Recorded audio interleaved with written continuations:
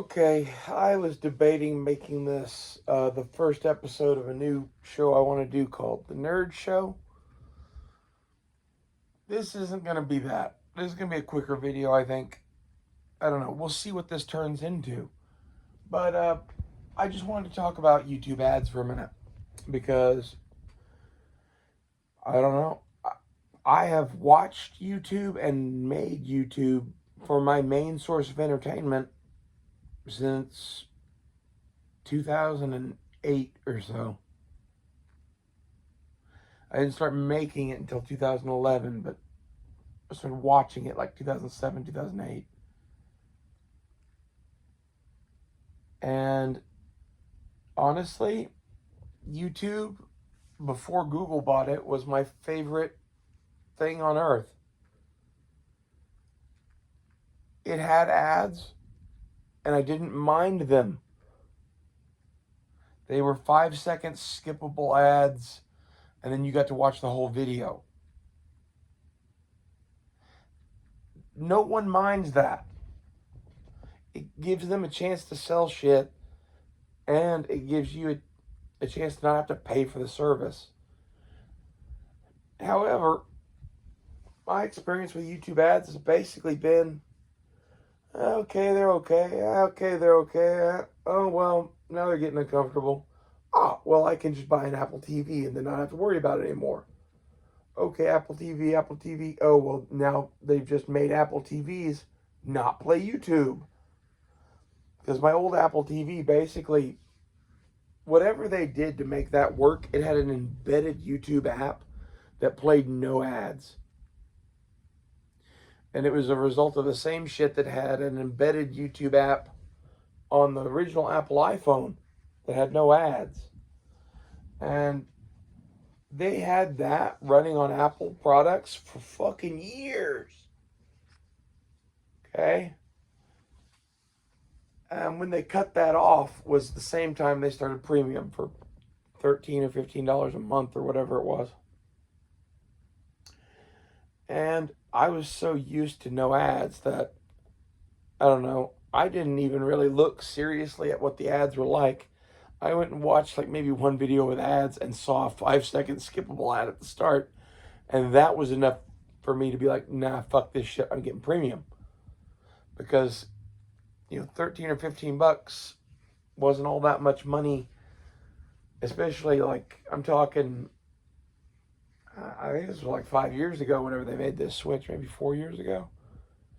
Times were considerably better in America 4 or 5 years ago. At least for me.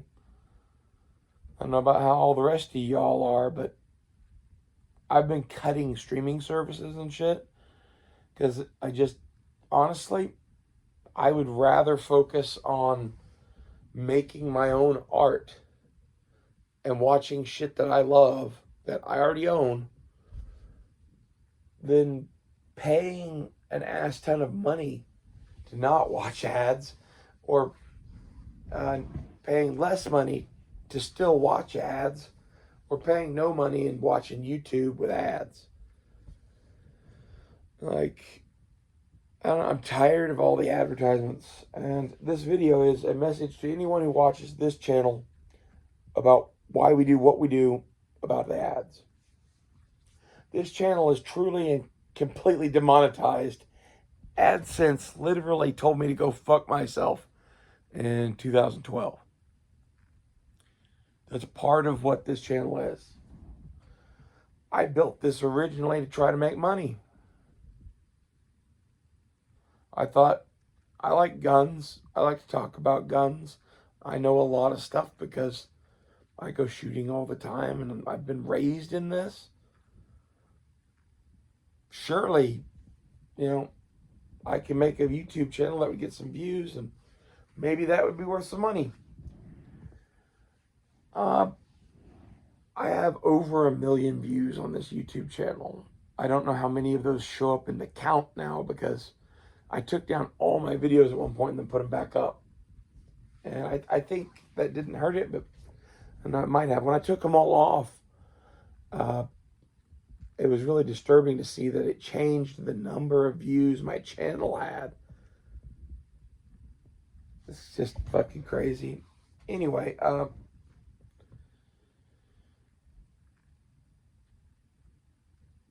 I don't have ads on this channel as a result of my hatred of ads and my dealings with Google and their AdSense. And like in reality, I had 1 million views on that channel inside of a few years because of gun videos. You have a few gun videos that have 100,000 views or more each. Remember, right? Something close to that. I have a ton of YouTube videos that have 20,000 plus views. And I have a legion of videos now that have almost no views because basically I just said fuck it and started making content that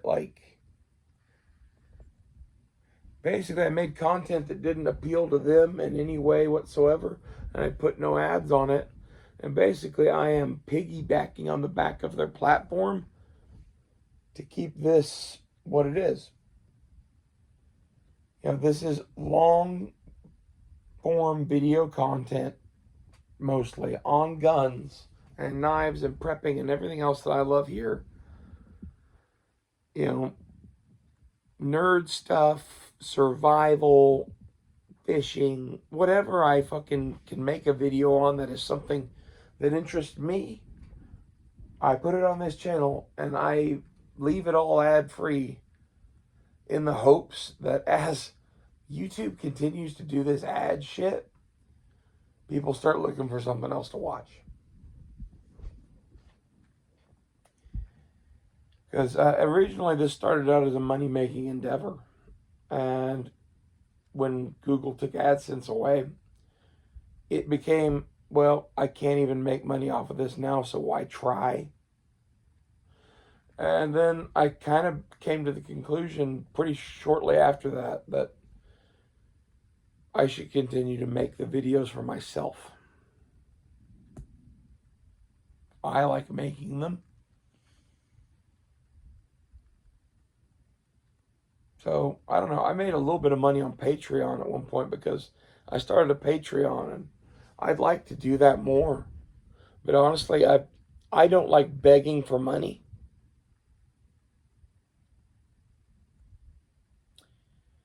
And I feel dirty saying in every video to go support me on Patreon. But if you don't say that shit, people never do it. I honestly haven't looked at my Patreon in a minute now because my last supporter left a couple months ago. Probably when I told the world that I was the Antichrist. But I don't know. Seemed like something fun to do. I was talking with people that were heavily religious and they were pissing me off.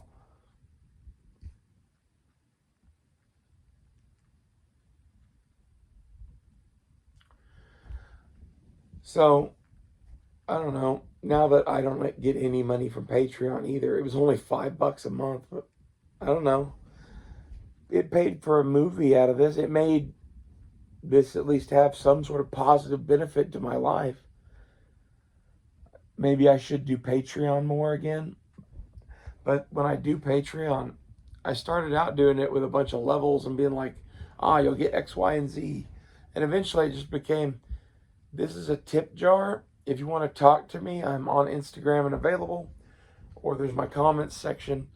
And you can make full video responses and leave them to me, and I will watch them.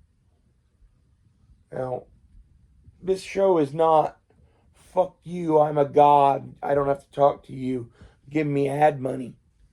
I honestly can't stand that anymore. That's what everyone else back in 2012 that became a partner didn't lose their ad status for some bullshit through Google's foolishness. We could get into that, but basically they said I had inadvertent click activity because someone hated one of my videos and sat on my channel and clicked every ad like 30 billion times. No appeal process, no one to talk to, just bye. Do you get why I hate Google? Do you get why I hate their ads? You get, like, this video is not so much about me watching the ads or not watching the ads. And this is why this can't be the nerd show, because the nerd show, at least the episodes I've made thus far that are like the proto versions of that show, we were discussing heavily budget and streaming and basically how to get entertainment for almost free.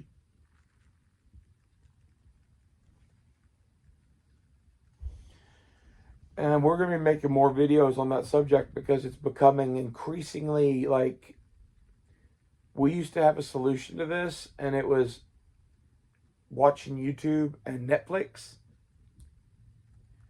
And then all the other streaming services came on, and I was like, oh, okay, well, I can pick exactly which package of shit I want. That's kind of cool.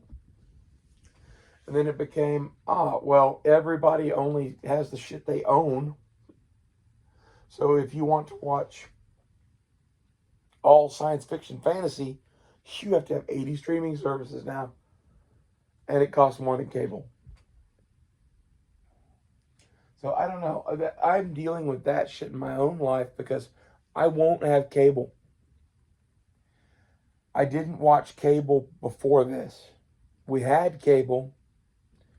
I was living with my family when I switched to YouTube. This was when I was in high school. It's how long I've been doing this. It was like 20 odd years ago.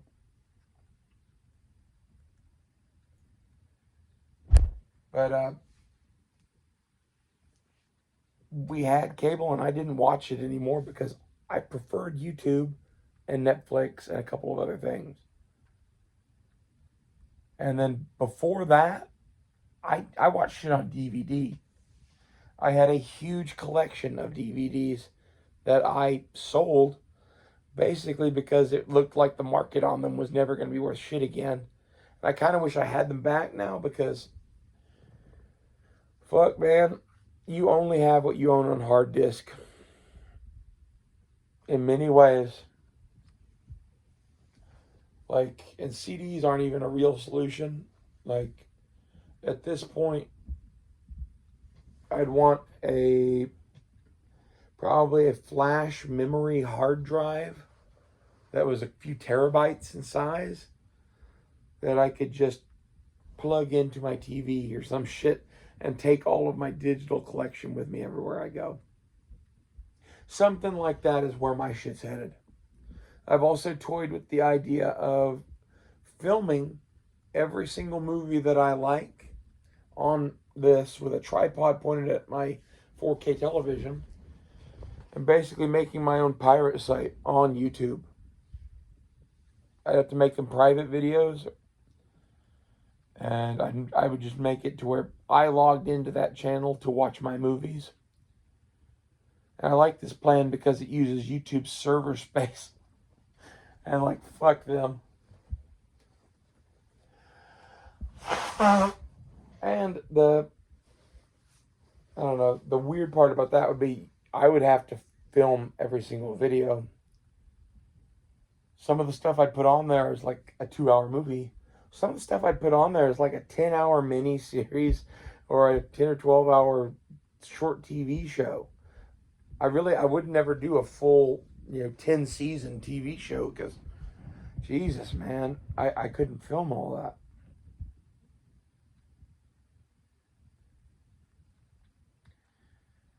But my thoughts with that basically are, I don't fully trust iTunes and Apple, but I trust them more than YouTube.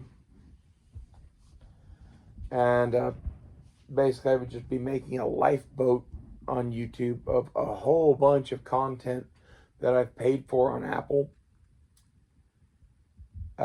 And I would have this on a separate independent YouTube channel from all this shit so that I could give the password and shit to my family. I wouldn't trust it with anyone but family because the fucking password would allow you to do whatever the fuck you wanted.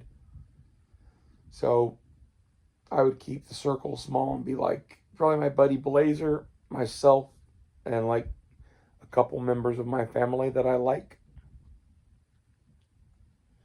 I would be doing a shitload of work to be able to share the movies I love with other people for free.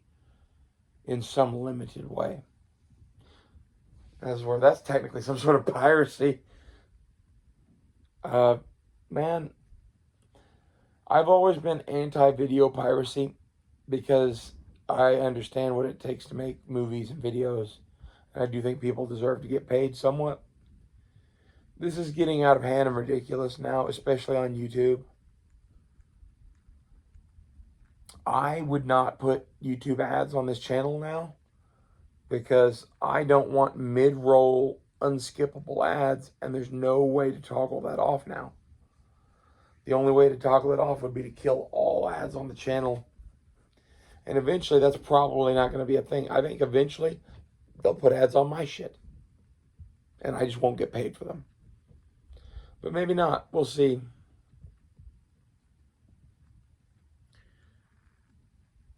This is where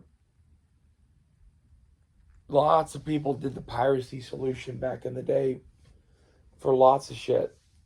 And man, they've made a generation of people that are kind of socialist hackers that hate paying for this shit. I'm not even a socialist hacker. I'm not socialist or a hacker. I'm a conservative, like, libertarian. And I am, like, the anti-hacker. I have computer hacked before, and it was kind of fun. But the reason I was doing it was because my school and high school wouldn't let me fucking use the internet without a fucking nanny thing on it to keep you from going to bad sites. And I hacked it by basically looking at ways around it and talking to people smarter than me. And it's like I had the nerd collective of friends because I was a giant who liked science fiction. And they were small, nerdy guys who got the shit beat out of them and loved science fiction. And when they hung out with me, nobody beat the shit out of them. So I put my nerds to work on it. This is my true superpowers. These boys do not have the bone in their body to break the system, but they have the knowledge. Right? So that's what my one stint at computer hacking ended up resulting in me and all of them getting detention for a week 3 years later. We were in our senior year and they finally figured out all this shit. Because the thing that I figured out to break the school security system was that the security system was reliant on the actual English name of the website. So www.google.com or whatever it would block. But that's not how the internet works. The internet has router numbers and shit that you can use instead of that. And you can use DOS to tell you the IP address of any website, even with their security on. So that made it to where we could go to an individual site by typing in numbers. From there, I went and found a thing called a tunnel. This was like an early version of a proxy. The thing was called vtunnel.com. It may still exist. It was just a website that you go to, and then it had a bar, and from there you could go to any other website, regardless of what your internet security or nation state or whatever said.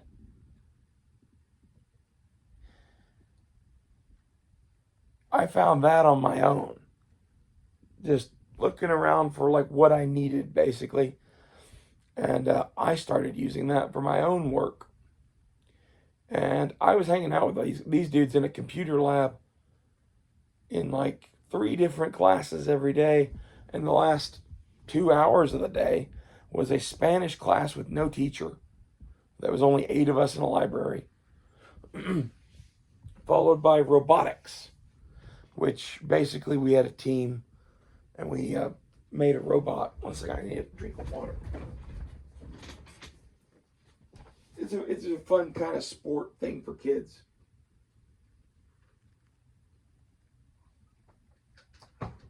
But robotics only was a springtime thing. And when you signed up for it, they still had us all in the fall for fall robotics. And that kind of became a,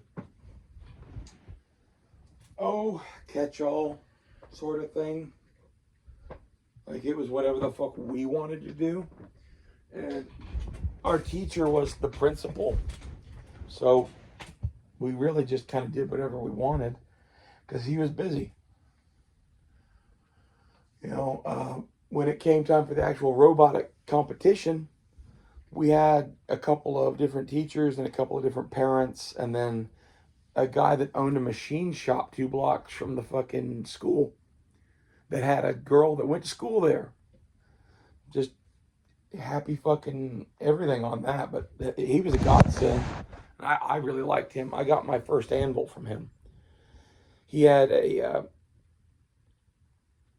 what's it called? A big scrap bin, like a dumpster full of cut off pieces of gear steel that were all 20 or 30 pounds a piece and round and about, I don't know, anywhere from like a foot to 2 feet long. And I was talking with my buddy who was kind of a car guy. Like he was, think of me, but instead of obsessed with guns, I'm obsessed with cars. That's him. Like his car that he had, he dug out of a hole in the ground in a field. It was a 1980 Honda Prelude, and he made it work again. He and I were like best friends in high school because like I was into guns and knives and blacksmithing and making shit and tools, and he was into doing that. So when you combined our efforts, we could do damn near anything because he could work on engines and he had a laundry list of tools that were helpful, basically. He had an arc welder. He knew how to arc weld. Shit like that. And like, this is where, at that time, I didn't have any of that.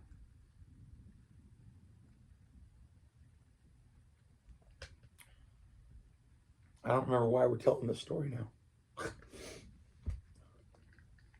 Oh, computer hacking. But yeah, all of that was just to get around a stupid nanny block kind of a thing. So I'm not opposed to hacking, but I've never been the person who figured out how to hack the computer, if that makes any sense. That's not me. I'm the person that can plan your fucking Castle Onslaught. That's me. So hacking is a tool in the toolbox who people who would work for me would know. Okay, typically speaking. One of the things that makes me me and makes me difficult to deal with in terms of government or anyone else is I'm perfectly happy sleeping in a cave somewhere wearing a loincloth, carrying a spear. That doesn't bother me in one little iota. And with the way the modern world is, most people just couldn't do that. They can't imagine that. And it's made a generation of people that are like, well, of course, X, Y, and Z is true. Nobody would just kill all electric power. Nobody would just destroy all the system. And this has been kind of the way I've hacked. Other than that one time, it's been hacking to keep them out of my life and hacking to do what I want to do unseen and shit like that.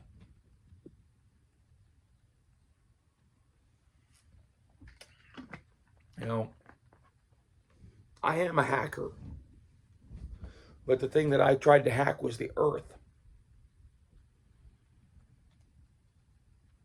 I call myself a wizard a lot because to me, the knowledge I have from blacksmithing plus some chemistry and some other shit means I can take literal dirt and turn it into swords. And I think that's magic. Anyone who says it's not is an idiot.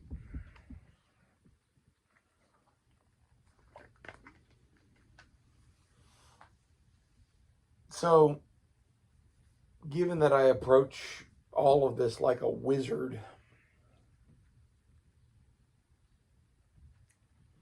you know, the wizard's answer to somebody fucking with him with hacking like this is to make it where there's no more fucking computers. You know, I don't really want to do that. Although that is definitely like, I think our civilization would benefit from a step back in technology. But I think our civilization has also benefited greatly by the spread of intelligence and the spread of information via the internet. So, take the good with the bad. This internet shit comes with a lot of problems.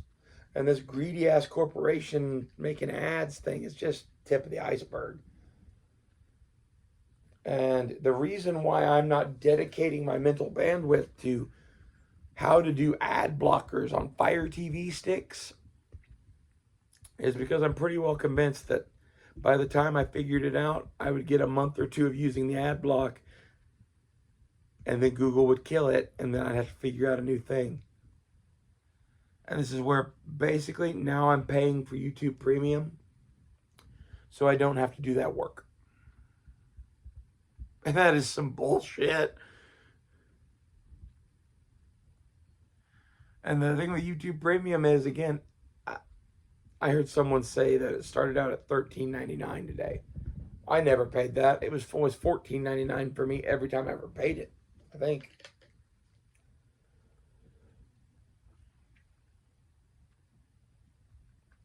So maybe that was in the before I got it times. But at $15, it stayed there for a long time. And I thought that was honestly pretty fair value to not have ads and to get access to the music and some of the other shit that you got. I thought YouTube was one of the better streaming services. Well, then it went from $15 to 16 or $17. Then it went to $19. Now it's gone to $21. Like, at what point am I just like, enough is enough with this fucking YouTube shit? You know, it was $15. Now it's up to $21.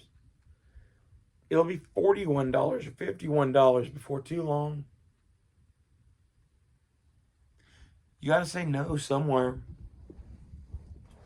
And I skipped out on getting my premium this month for a week or so. I couldn't take it anymore. I went and did the premium.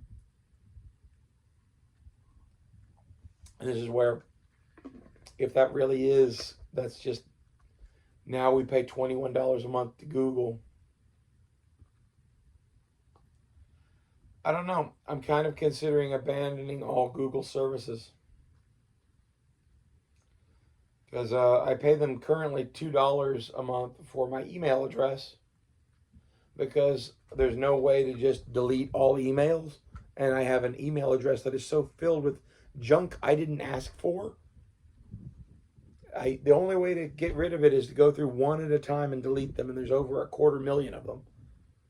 So, I don't know. I think the real solution to my problems is fuck Google. Problem is, I like my email address. I like my YouTube channel. I need my email address at least to be functional. So I'm always going to owe them $2.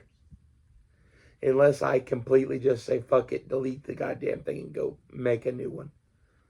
And I've got backups and alternatives and shit, but they're all Google based. And if I make a new one, I'm going elsewhere. Because, like, there's no future in this shit, man.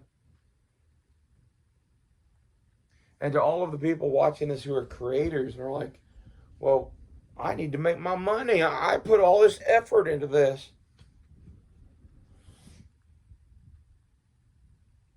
You put a lot of effort into it because you suck at it. Every video on this channel basically has never had any editing whatsoever. Now, in these videos here where I'm just dumping shit at you with a fan, not that many people watched, right? The gun videos and shit, and knife videos and other stuff, I had over 1 million views. There was a bunch of videos, but like most of that million was concentrated in 100 of them or so, probably. And the reason I can do a 20 or 30 minute or longer off the cuff video on, AR-15s or whatever is because I really know about a lot of this shit. And I think editing is sort of it is the tool of the incompetent. I do have occasions on here where I'm like, fuck, man, I can't remember that thing. It would be nice to edit that out. I did that just yesterday. I think it makes my show much, much, much, much, much, much better that I don't. And the reason is I'm showing you all the times I fail.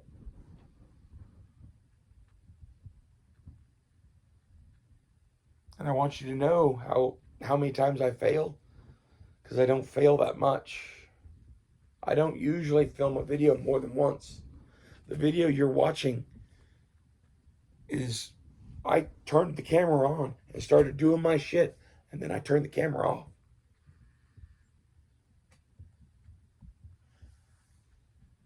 Most of the YouTube channels I watch don't do that. The ones that do, I really fucking love because it reminds me of me. And honestly, this is the game to me.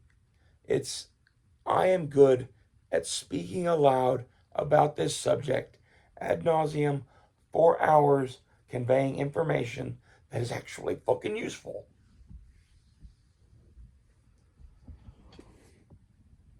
I think that makes this show cool. If you don't, then I don't know what you do like. Because I make the show that I would want to find. And I am highly influenced by several people. But like, if you want to understand this show, you should go watch a channel called CMFTW Knives. That was Matt Freeman.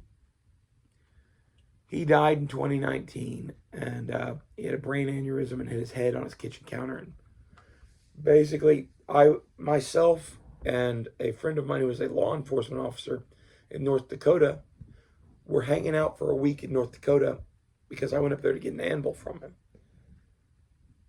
And 2 or 3 days into my visit, I was like, hey, Burkett, we haven't heard from Matt, or I haven't heard from Matt in 2 days.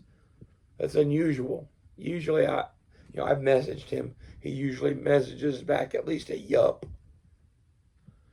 And Burkett and I, both messaged him like 3 times in 30 minutes, and then again at the hour. And we both sat there and went, something's wrong. And I'm not the person who calls cops, generally speaking. And even I was ready to call cops. And Burkett was a law enforcement officer, so he called Fresno PD and was like, okay, this is the situation, basically. And they went and did a wellness check, basically, and he was fucking dead.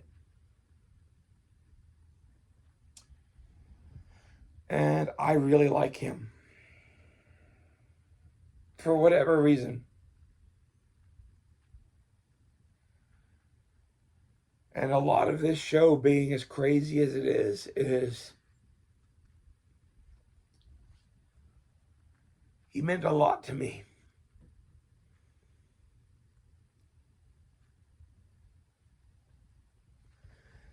And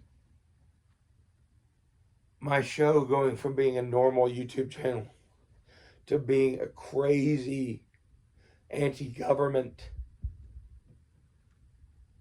I don't know, whatever we are now.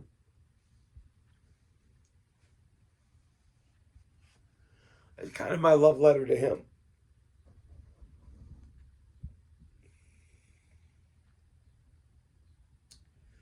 So when people critique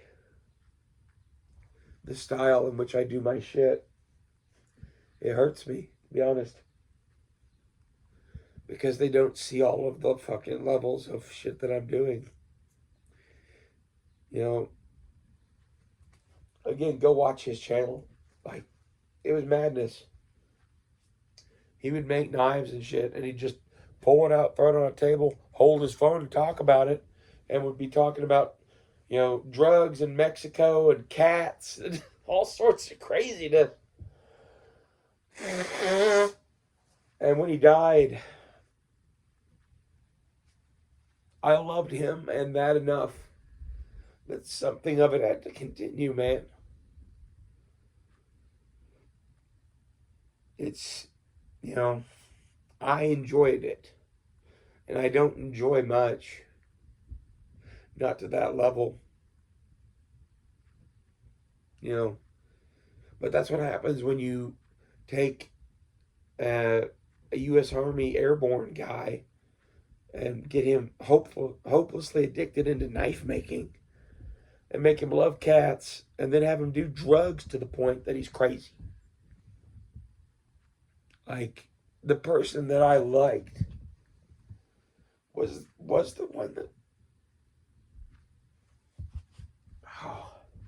was the one that nobody else really liked.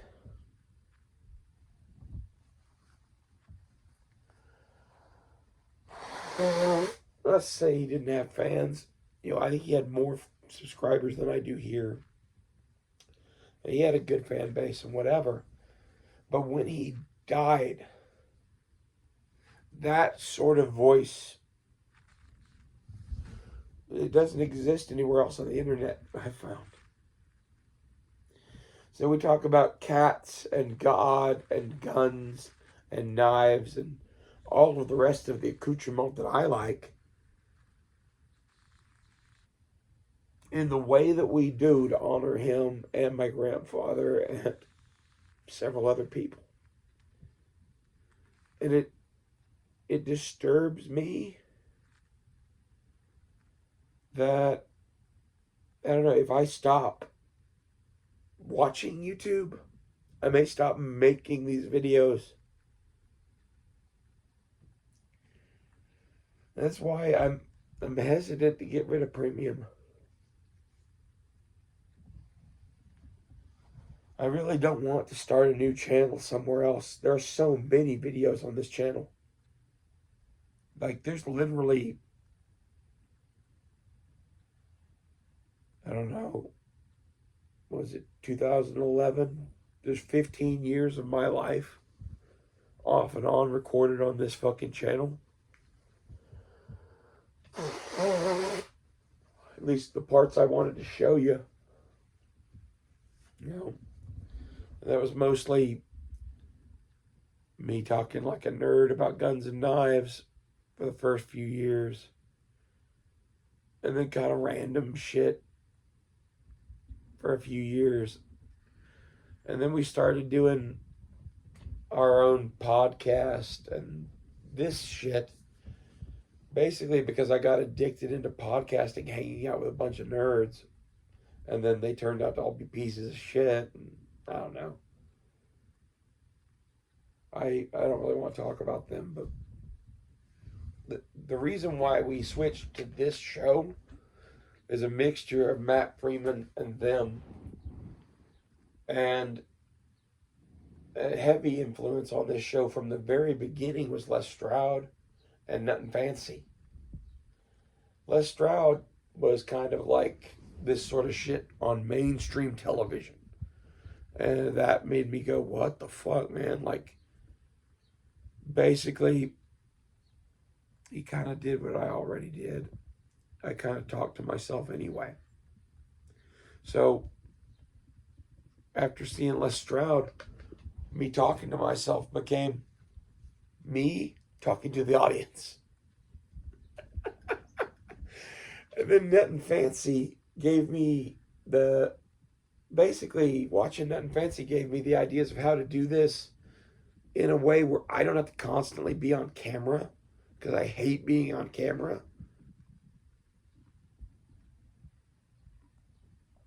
for a variety of reasons. But, you know, before I was fat, now I'm kind of girly, and like, whether I'm fat or thin or girly or mannish, like, it distracts from the rest of the show. So, I don't know. I'm probably not going to be on camera on this channel much. You know, maybe if I marry some rich dude and get 80 billion plastic surgeries and look like a supermodel, we're going to start being Commando Barbie. Okay? Other than that maybe happening, which I doubt will happen. I like to not be on camera. And it's a result of kind of just, I don't know, the internet sucks. Why would you want to expose yourself to it?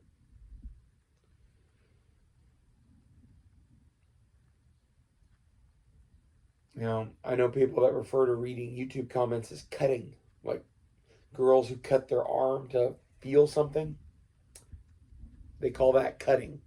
And they refer to reading YouTube comments as the same thing.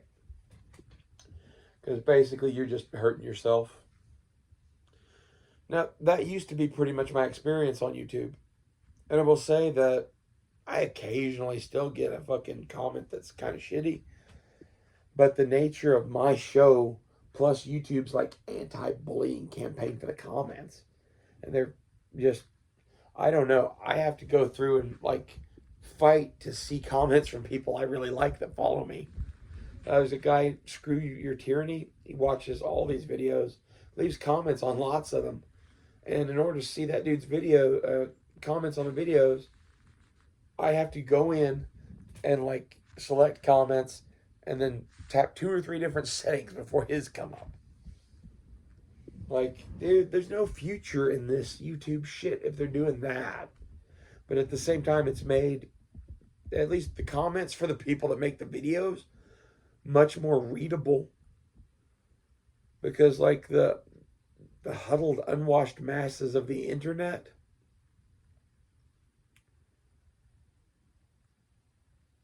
basically just like egging people on until they kill themselves. It's kind of dark, man. Like,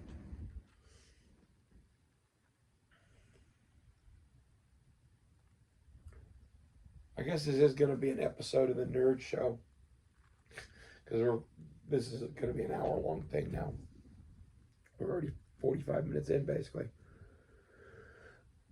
We could cut this off anywhere in here, technically. I don't know what to do about all of this, but this is, to a large extent, why this channel is the way it is, for anyone who cared to know. I'm trying to make this long-form content about all of the things that I like that will never have ads on it and will always be here if you want to watch it. If you find me entertaining. Some people do, some people do not. You know, if you want something to watch on the screen all the time, you know, this is not the best thing. I'll give you that. This is intended to be an audio-only podcast. And I'm doing it this way, heads up, because it's what's easiest, man. I don't want to put my audio-only podcast on iTunes or Spotify or any of that bullshit. Technically, I'd like to have a video podcast. Like, I'd like to have a Joe Rogan style setup with a desk and some mics and interview people. That just ain't in the cards for whatever reason. Like, even if I could get the setup, convincing anyone interesting to come and talk to you has been a problem for me. And that was via fucking Google Hangout, or Skype calls or bullshit. I tried some of that. I had a handful of some pretty famous guests. And basically getting them to actually show up is an issue. I had a few different trans people, and I had a handful of gun tubers. And basically, one by one, this fell through, that fell through, couldn't be there. I don't know, man. I don't think it was just that it was me. I think it's that everybody in that world is busy, and they don't want to come to a podcast with you for an hour when you have 2,000 followers. If you're Joe Rogan and you can get them that kind of exposure, sure. This is where, how do you ever get to be Joe Rogan? Like, there's people that have done it. I watched Jesse Michaels and I forget the other guy's name, another one of the alien dudes. They do those kind of podcasts. And honestly, I like their shit as much or more than Rogan's. Rogan, to me, was always, oh, well, I'm interested in ancient mysteries and ancient history, and especially shit that they don't want you to talk about, aliens, pyramids, whatever, Atlantis. I'm into all that shit. So whenever they do that stuff, I like Rogan. Pretty much the rest of the show, though, unless he has on an entertainer that I like, is all stand-up comedians and MMA fighters. And the stand-up comedians, the ones I like, I love those episodes. Like Bert Kreischer, Ron White, lots of others. Those are probably my two favorites. Those are the ones that come to mind, at least. I don't know, man. I think if you're going to go try to be Joe Rogan, good luck. It can be done. It can be done. I don't have the money to do it. And I don't know. I'd really like to have a podcast where it's just Blazer and I talking back and forth at each other like this. Like, I think we would have a inverse of this where this camera's pointed down at the table and it's he and I like playing cards and talking guns and doing whatever, something like that. Like, imagine looking down at the card table with us either playing poker or having a conversation about any of the stuff we've been talking about on this channel ever. Because, like, the thing I always liked about Blazer was he and I like the same shit pretty much. For all the same kind of reasons, even. So, if I can convince him to ever live in the same town with me, like, we lived in the same town for many years, and then I moved away because I had to, basically. And the thing I've been trying to convince him is either he needs to move here, or I need to gather my shit and move back there, but that's a lot more complicated of a thing because of family shit. Or we need to, like, pool our money and buy, like, 10 acres of land and go build a compound and do this sort of a podcast thing in the back room. And if it catches on, great. If not, great. I don't know. I would love to do that. I don't think that's going to happen. He and I could technically do a show via StreamYard or something like that, but I'd have to buy a new charger for my laptop. Or really, I'd have to buy a new laptop. My laptop is old as fuck and almost dead.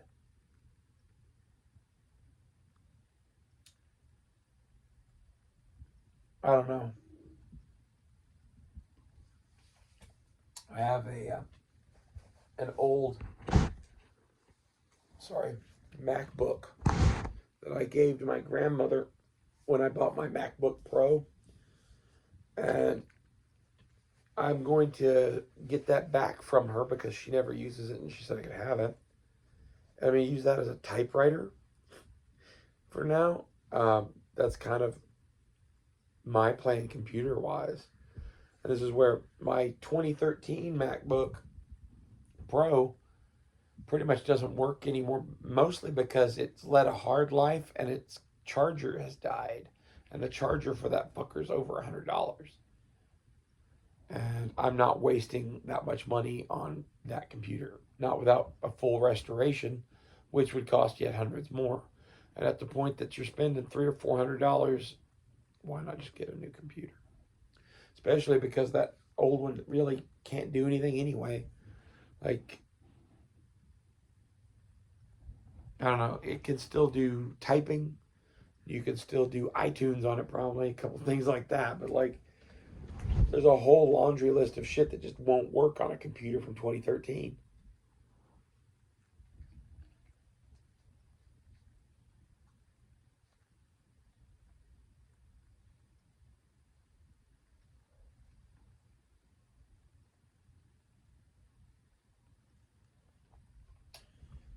I think I'm going to call this The Nerd Show Episode 1, A Peek Behind the Scenes. I already have a playlist of all of the Nerd Show episodes if you've liked this and want to watch more. Basically, I've done 4 of these thus far. The first one was just me talking about the streaming wars, and then the next 3 were a Christmas special about Star Wars. And those have become the proto episodes of this podcast, and I didn't intend for this to really be the first episode, but it kind of is. And I